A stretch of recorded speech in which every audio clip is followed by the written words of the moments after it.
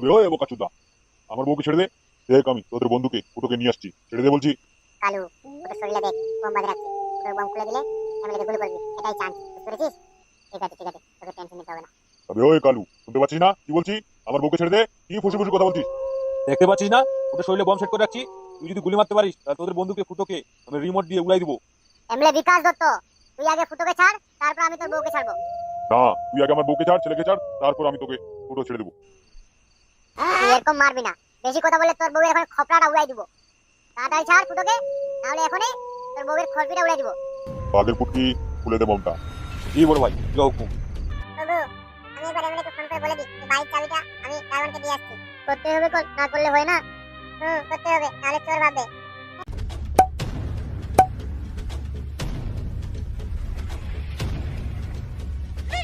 এই সময় আবার কে ফোন করলো? হ্যাঁ রূপা, বলো।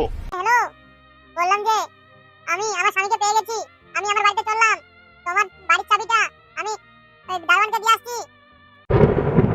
না রূপা, তুমি আমাকে ছেড়ে যাও না। না রূপা, তুমি আমাকে ছেড়ে যাও না।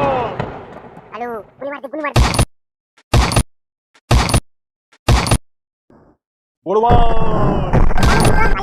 টাটকা ভাইপো, চলে চলে। বড় ভাই। বড় ভাই। আমার কি সর্বনাশ হলো রে।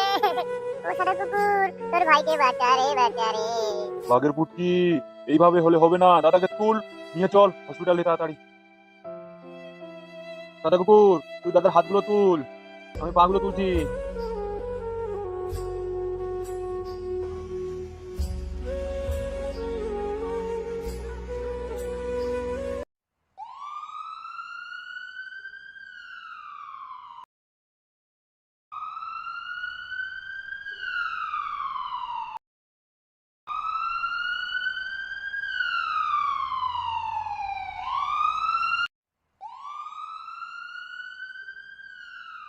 রূপা, হ্যাঁ গো, মোবাইলটা তুই ফেলে দেবো আমার, নাহলে ওই এমএলএ বিকাশ দত্ত আমাদেরকে জিপিএস চেক করে ধরবে। মা, লোকটা ঠিক কথা বলছে, তুমি মোবাইলটা ফেলে দাও মা, লোকটা খুব ভালো। চল রে জোরদার কুটু, ট্রেনে চল।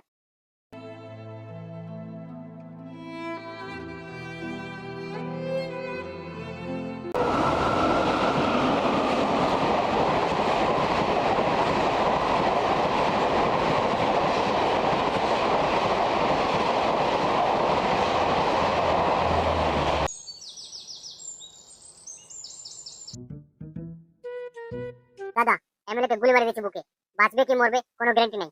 বলেন কি? নাম আমার লালু, সবাই বলে কালু, কালু প্রসাদ। আজকে আমি অনেক খুশি কালু, আজকে আমি অনেক খুশি ছোট ভাই। তুমি জানো দাদা, এই ফুটের শরীরে ওরা বম সেট করে নিয়ে আসছিল। তারপর তোরা কি করলি? তারপর দাদা কালু তো ধমকি দিয়ে বললো যে তুই ফুটের শরীর থেকে বমটা সরাবি, নাহলে তোর বউকে গুলি মারে দেবো। তারপর দাদা সঙ্গে সঙ্গে এমএলএ বিকাশ দত্ত আমার বম খুলে দিল। আচ্ছা দাদা, ফালতুকে কোথাও দেখা যাচ্ছে না, ফালতু কোথায়? দেখ তোরে বল্টু, ওই রুমে বউ পাগলটা পড়েছিল ওই জোরদার কুটুকে নিয়ে। আচ্ছা দাদা, আমি যাচ্ছি। ফালতু রে, ফালতু। দাদা, ফালতু তো রুমে নাই। দাদা, যাওয়ার সময় বউ পাগলটাকে আমি কতবার করে বললাম যে তুই জোরদার কুটুকে ভালো করে দেখে রাখিস। ওই পাগলটা আবার কোথায় যে কি করছে কে জানে, আমাদের প্ল্যানটা মানে নষ্ট করে দিল দাদা। ওই জোরদার কুটুটার বুদ্ধি আছে, কিন্তু এই পাগলটা বউ পাগলটার বুদ্ধি নাই। এবার কোথায় যে গেল আবার ওকে নিয়ে কে জানে। মামু, এমএলএর বাড়িতে যায়নি তো আবার তার ছেলেকে নিয়ে? এবার জীবনে অনেক ছেলে দেখেছি রে, এর মতো বউ পাগল কোথাও দেখিনি রে। আমাদের প্ল্যান মনে হয় সবকিছু বেকার করে দিল। দাদা, এক কাজ করো, ফোন লাগাও তো, মালটা কোথায় আছে? ঠিক কথা বলেছে ফুটো।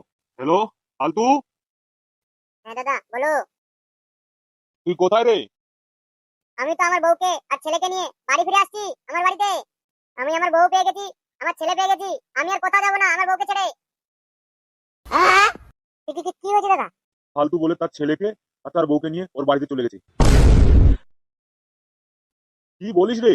দাদা, কি বললো? পাগলটা বলছে ওর বউকে পেয়ে গেছে ও, আর ও কোথাও যাবে না, ওর বউ ছেলেকে নিয়ে ও ওখানে থাকবে, আমাদের এখানে আর কোনোদিন আসবে না।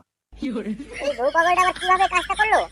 আমার মনে হচ্ছে তোরা এদিকে এমএলএর সাথে যুদ্ধ করতে চলে গেছিস, আর এদিকে ও যোদ্ধার কটুকে নিয়ে বাড়ি চলে ওর বউকে নিয়ে চলে আসতে বুঝে বাজায়। আমারও ওটাই মনে হচ্ছে দাদা।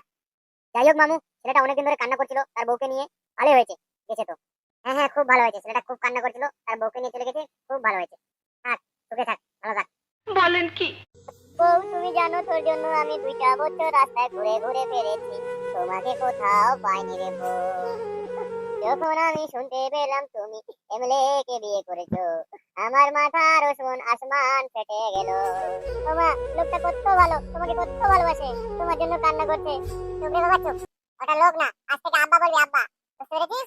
আচ্ছা ওগো, আমি এমএলএ কে বিয়ে করতে চাইনি গো, এমএলএ আমাকে জোর করে বিয়ে করেছে, টাকার লোভ দেখিয়ে আর লোকজন ভয়ে দেখিয়ে। আমি কি করবো কিছু বুঝতে পারছি না গো, ওই জন্য আমি বিয়ে করে নিয়েছিলাম। আমি জানি না যে আমি আর আমার স্বামীকে ফিরে পাবো, তো আমাকে ক্ষমা করো গো। তুই কাঁদিস না রে বউ, তুই কাঁদিস না। আয় বউ, আমার সোনা বউ, আয় রে বুকে আয় রে। আমার বুকেরটা কেমন যেন খাবলা খাবলা হয়ে গেছে রে। ও আমার সোনা বউ, কতদিন পর বুকে পেলাম রে। ও আমার ধন রে, ও আমার সোনা বউ রে। বাবা আবা গো, কি হয়েছে রে বাবা?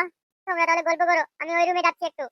ও আমার ধন রে, ও আমার সোনা রে, যা রে বাপ যা, তুই আমার কষ্টটা বুঝতে পারছিস রে। ও আমার সোনা বউ রে, তোকে কতদিন ধরে লাগাইনি রে, আমার লাগানোর জন্য বান্টুটা ফেটে চলে যাচ্ছে রে। আর তোমাকে টেনশন নিতে হবে না গো, আমি এখন চলে এসেছি, তোমাকে রোজ দেবো রাতে। বউ রে, বলো, এটা চুমু খাবো রে? উম, আমার সোনা বউ রে, অনেকদিন পর কাছে পাইছি রে বউ, একটু লাগাবো বউ? তোমার ইচ্ছা। কি রে বউ, ঢুকেছে? হ্যাঁ গো, আসতে গো, তুমি তো এখন আগের মতো আছো গো। আমি হতে পারি আলতু ফালতু, কিন্তু আমার বান্টুটা হয়ে আছে কলটু।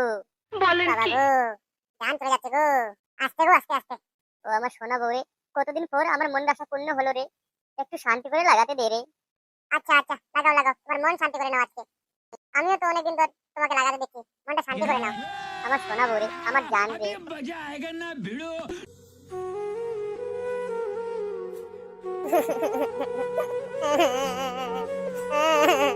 কেঁদো না বৌদি, তুমি এভাবে ভেঙে পড়লে হবে না, দাদা ঠিক হয়ে যাবে। হ্যাঁ বৌদি, বাঘের ফুটকি ঠিক কথা বলেছে, দাদার কিচ্ছু হবে না, দাদা ঠিক হয়ে যাবে।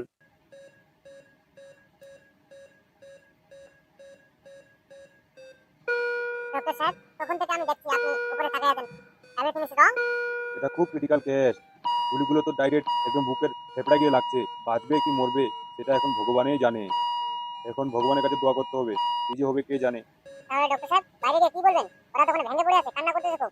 কি আর বলবো, বলবো আমরা তো সবকিছু ঠিক করে দিয়েছি, যা হবে এখন ভগবানের হাতে। বৌদি তুমি ভেঙে পড়ো না তো, দাদা ঠিক হয়ে যাবে।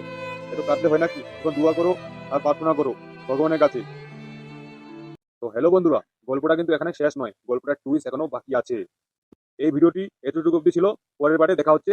ভালো লাগলে লাইক সাবস্ক্রাইব করে পাশে থাকবেন।